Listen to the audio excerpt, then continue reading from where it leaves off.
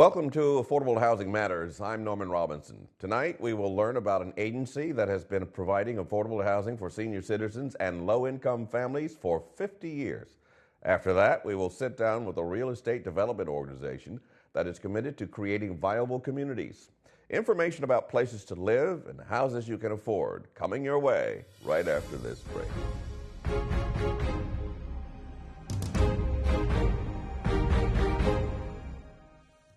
Senior Helpers provides essential information, in-home care, and support for seniors living with Parkinson's, Alzheimer's, dementia, and other disabling diseases. We spoke with renowned occupational therapist Teepa Snow about some of the myths surrounding Alzheimer's disease. Some of the myths about dementia and Alzheimer's is that people aren't trying and that maybe we should push them harder. There's a point at which the brain is dying, and so people are doing the best they can in that moment. What we could do is change how we go about it. Another myth is that it's all genetic. Not necessarily. Lifestyle matters. How we live our life makes a difference. We also know that not everybody will get it. It's not something that for sure as you age you will develop. For more information on Senior Helpers, please visit us online at seniorhelpers.com. Senior Helpers is a member of the Alzheimer's Foundation of America.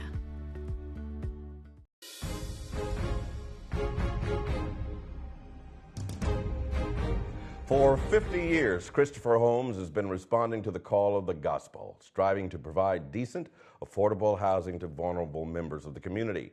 With me to discuss how they make this possible is Deacon Dennis Adams, Executive Director of Christopher Homes. Welcome to Affordable Housing. Norman, thank you. What is it that you do in the cause of affordable housing? Well, first and foremost, we provide deeply affordable housing to those that are, as you said in the introduction, very vulnerable, the elderly in our community, and some that are physically disabled that are in need of housing. And when I say deeply affordable, our housing it exceeds affordability from some other aspects of housing, allowing residents that truly are in need to be housed in decent apartments throughout the metro New Orleans area, throughout the Archdiocese. Now, how does this differ from regular affordable housing? Well, when I say deeply affordable, a resident would only pay 30% of their income for rent, and the remaining rent is made up for us through HUD, with our contracts with HUD. But so when I say deeply affordable, we have a property in the French Quarter. We may have some residents only paying $120 a month rent. In the French Quarter? In the French Quarter. That's pretty incredible. Unheard of. That's definitely unheard of. Right. And so where's that property located? That's right across from Washington Square. It's Christopher Inn, which is in the Marigny. So yeah, that's in the Marigny. Yes. Yeah, and I've passed there so many times wondering, what that facility was all about. Right. Yeah, and you've got people in there paying, some of them only $120. We've got 144 apartments in that property and as I say, the rents, depending on their income, and some of them are very low income. Many of our residents, particularly in our inner city properties, only have income to the extent of basic Social Security. So their income may be $600-700 a month. So you do the math with some deductions that they may have from their income, they may only be paying $120. So they wouldn't be able to make it without a facility like Christopher Homes? Absolutely not. Without a facility like Christopher Homes, they've got to choose between rent, food, medicine.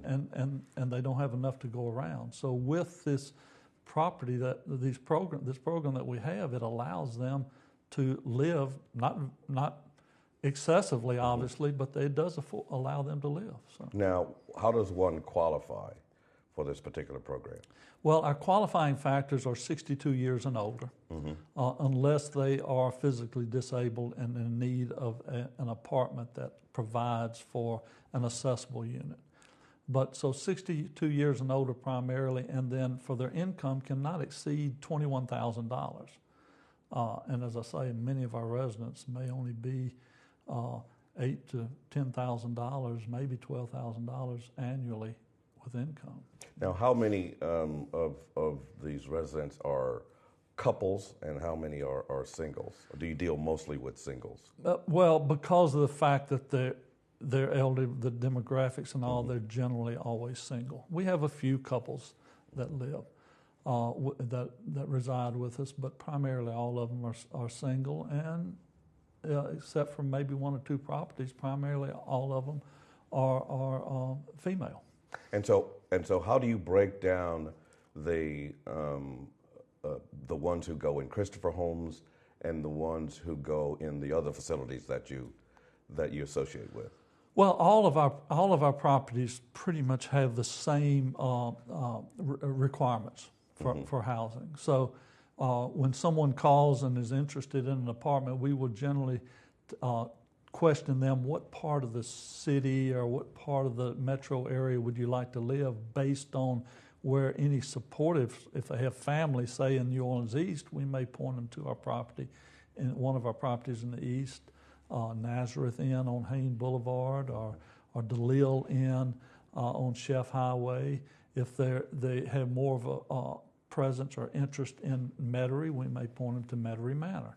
And we would ask them, or if they're saying wherever I can get, we may try to get them to put in applications for each one of our properties. How many properties do you have altogether? We currently have about 15 sites, and we have 2,400 apartments within those sites. At present, we have one building that we are trying to complete the construction on post-Katrina, and when we finish that in the next couple of months, we will be back to our pre-Katrina numbers of 2,400 apartments. 2,400 apartments. Yes. Now, what's the waiting list like to get in these apartments? I would imagine it's pretty high. Unfortunately, and it varies by building, but unfortunately it's very high, and I say unfortunately because it makes us feel like we just do not have enough capacity. Currently I have some 2,000 names on our waiting list from all of our properties, waiting list combined. So it's pretty substantial. And does it remain at that number? Or? It fluctuates up and down, but probably up and down from maybe 1,700 names to 2,000. So considering that, how long would the typical wait be? Well, that varies. Again, by properties. For instance, Metairie Manor seems to be one of our most attractive properties, and you may have easily a 2-year wait to get into that property. Some other properties may not as many names on the waiting list, and it could be a few months to a year to get in. Now, how difficult is it? Because we all know that affordable housing is diminishing, especially in the metro New Orleans area. Yeah. So how difficult is it to exist in this kind of environment? Well, we feel like that we give our residents an incredible opportunity to live and live comfortably as well as they can. Because beyond just the affordable housing, we try to help them with other aspects of daily living. We try to provide them with transportation. We have buses that will take them shopping to doctor's appointments. We have, most of our properties have meal programs to try to help them with food security so that they will be comfortable to know that they have a meal coming the next day and the day after. And we also have, all of our properties have service coordinators, which are staff members that focus primarily on helping this resident locate the needs that they need. We do not provide, ours are independent living, so we do not provide for medical needs and all, but we will help them find that. And if someone, for instance, needs a pair of eyeglasses, we'll try to help find someone that can help them with that affordably. So you say it's independent living. Then what does one do if one is physically challenged? Well, when they reach a point where they can no longer live independently, and that is stretched out sometimes because our residents really want to stay on our properties or stay living independent. We all realize that as we're getting older. Yes. Norman, we know we don't want to give up our independence. No. But in order to do that, when it reaches a point where they can no longer live with us, then we work with trying to find them, say, a nursing home to go into and all. Unfortunately, We do not have a program in this state that can provide for housing other than a nursing home or independent living. So. What's the prognosis for developing more facilities? I know you talked about finishing the one you have under construction right now. What's the prognosis given this competition for building in development space? Well, our specific form of housing is really not developed to any extent anymore in this country, because we have moved from a program where HUD provided support to build these deeply affordable housing into the low-income housing tax credit program that provides affordable rents to the tune of, say, $500, $600 a month. That I don't really consider that deeply affordable, certainly for our type of residents and the ones that the residents that we serve. However, that program, there is still a possibility of developing this housing with the tax credit program. Our housing, HUD's not providing funds for that anymore. So that's a steep challenge, given that they're not going to be providing this kind of assistance. It's an incredible challenge. Ours continue as what we have, but adding more of it is not a real possibility now, given the current program that the federal government is providing now, and we're moving into a time now that we're going to have more and more elderly with the baby boomers coming. I'm one of those, and I qualify age-wise now. As do I. Yeah. So, as do I. So it's an incredible need and it's an incredible concern in this country. All right, Deacon Dennis Adams, Christopher Holmes, thank you for being with us. Thank you, Norman. You're welcome. When looking for a home, many first look at the surrounding community. When we return, we'll learn about a place that is providing healthy, diverse, and vibrant communities in our area. Don't go far.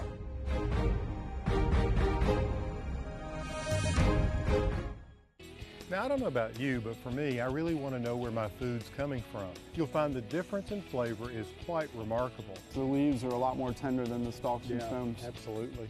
It's one of the easiest lamb recipes you'll ever try. It's avocado salsa turkey bacon burger. Make something delicious that you can share with friends, and you can enjoy the flavor throughout the entire year. Saturdays at 5 p.m. on WLAE.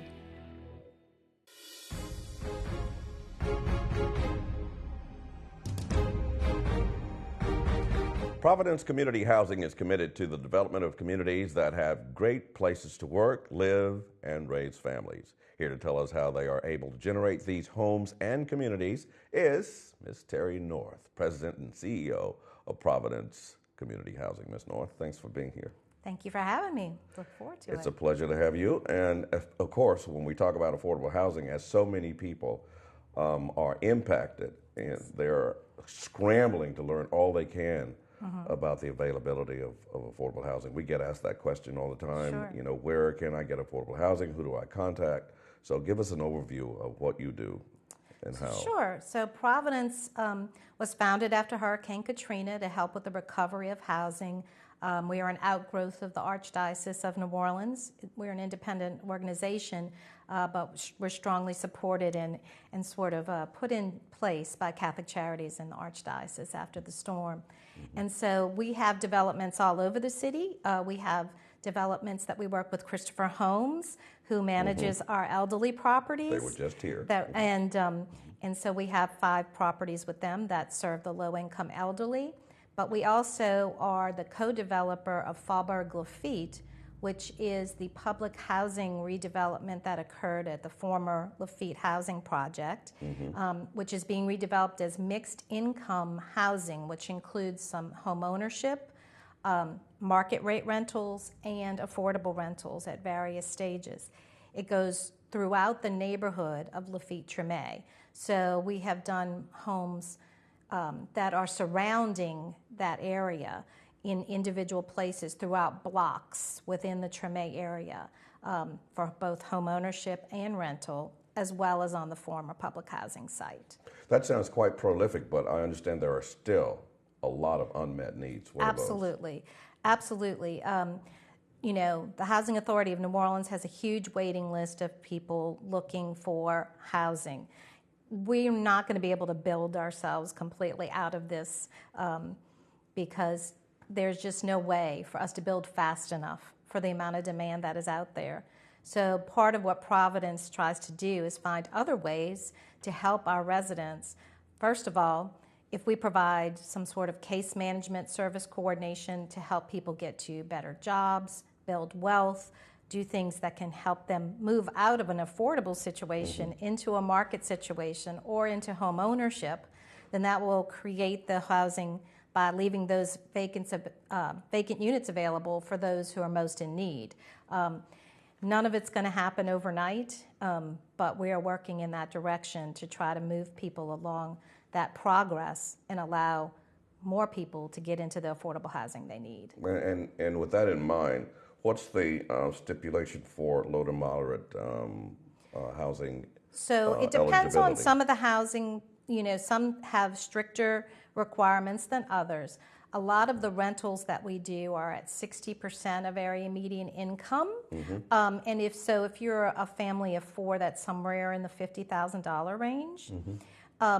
But if some of the programs, especially the homeownership program that we're working right now, goes up to 120% of area median income, which is about $71,500 for a family of four. And that is an eligibility to get some additional funds to help you purchase a home.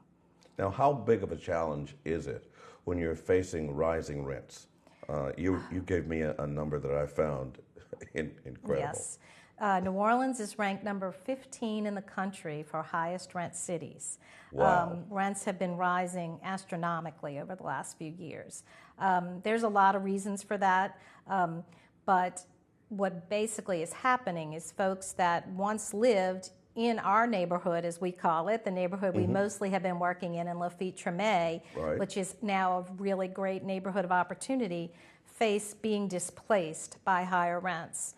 And so they're getting pushed farther and farther away from opportunity. And that is something that we feel very strongly about, that the low to moderate income families need to be in those areas of opportunity where the schools are, where the jobs are, where there's transportation that's easily accessible.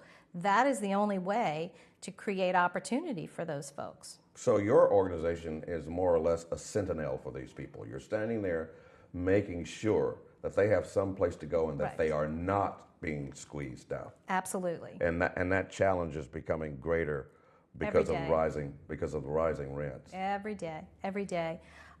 We have a project that is now being built, Sacred Heart on St. Bernard Avenue. That project is going to be 53 units. 44 of those units will be affordable to people at that 60% of area median income that we talked about. It'll be rentals.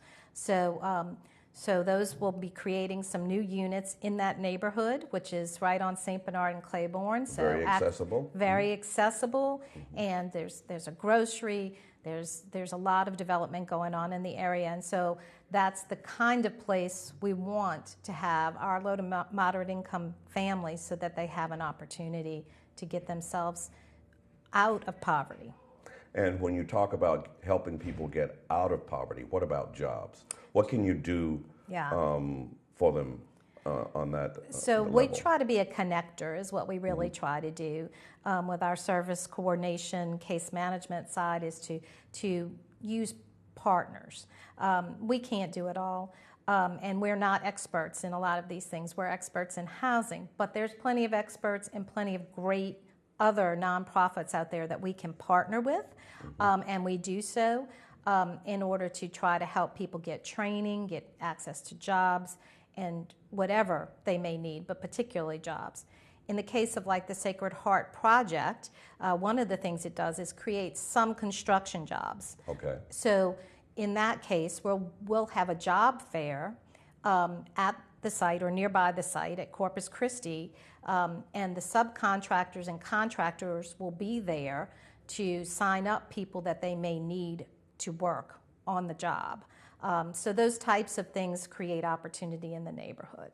So that is a great program to give people incentive. Exactly. And also, I would imagine, to give them some hope Exactly. for being able to live in the community that they grew up in and have become accustomed to. You know, New Orleans is such a neighborhood-oriented city, and people's roots are so deep.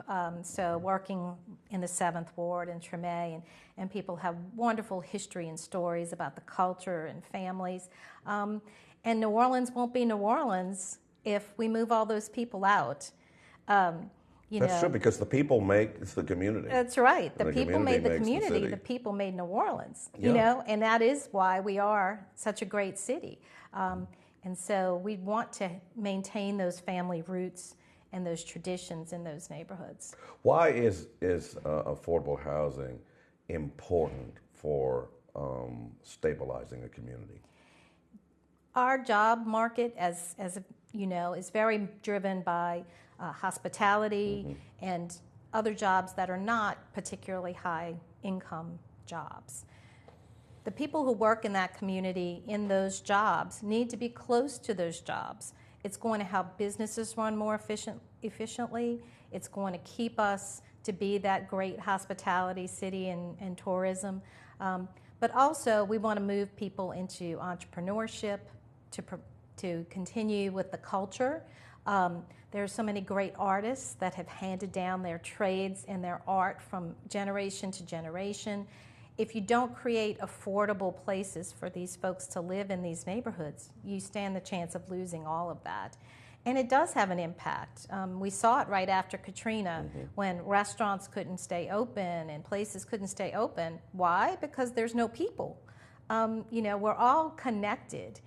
We shouldn't look at people as though we're, you know, they're a burden to us. We're all connected. We all help each other in various ways. And without those low-income families in the community, we're really losing something. Yeah, I remember when I came back to the city to find a place to live after Katrina, and I went into this business, and the proprietors were lamenting, where are all of our worker bees? We can't make it without the worker bees. Right, right. And then of course, the hope is that those worker bees get the experience to move up and don't have to remain worker bees their entire life. And you were talking about the affordability of housing when it comes to home ownership. Yes. Now, I read somewhere not too long ago that there are still about 100,000 people who are displaced. Sure. Still because of Hurricane Katrina, and they can't come back. Right. And a lot of those people, many of those people were from the Ninth Ward. Yes. Yes. And in the Ninth Ward, there was tremendous home ownership. Yes. It was a primarily homeowner community who had a really difficult time trying to come back based on a lot of the obstacles that were placed in their path that made it difficult for them to access the additional needs that they were going to have to fill in order to be able to rebuild. What we've been able to do is we've been able to build homes mostly throughout the Lafitte-Treme community that we make offer to low to moderate income families with some additional assistance called a soft second mortgage. Okay. And the city had a very strong soft second program for a period of time that created homeowners throughout the city. Our particular area where we have the soft seconds available will be in the Lafitte-Treme area. And we're going to be building 40 homes in the next couple of years that will have the ability to use soft second subsidy as a way for an affordable, for a low to moderate income family to buy that home. So those will be available to families at 120% or below area median income. So that's about $71,500 for a family of 4. Well, that's very encouraging. Terri North, President and CEO of Providence Community Housing, thanks for sharing with us. Thank you. You're welcome. Appreciate it. More Affordable Housing Matters right after this break.